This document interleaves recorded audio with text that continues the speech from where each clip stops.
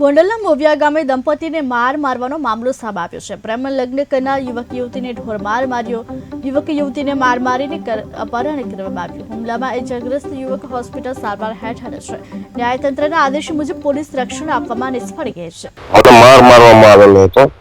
મેં રામોદથી મારા બેનની ઘરેથી અમે મોવિયામાં મારા બા પાસે મળવા જતા હતા. અમે 2 મહિના પહેલા પ્રેમ લગ્ન કરેલા હતા. છોકરીના મા બાપ એના કાકા નહીં, એના મા બાપ નહોતા, કાકા નહીં હતા. પાઇપ, લાકડી અને દોરડું હતું. ત્યાર પછી અમને ગાડીમાં નાખી અને લઈ ગયા અજાણી જગ્યાએ. ત્યાં જઈને અમને ધમકી દીધી, અપહરણ કરીને મારી નાખવાની ધમકી દીધી કે તમને મારી નાખશું. મને રસ્તામાં પછી ઉતારી દીધો અને મારા ઘરવાળીને લઈને ઉયા ગયા છે. ક્યાં લઈને ઉયા ગયા એને મારી નાખવાની ધમકી દીધી.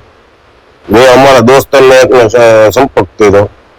સિવિલ હોસ્પિટલમાં અમે આવ્યા, પછી પોલીસ કેસ કર્યો. મને મારવામાં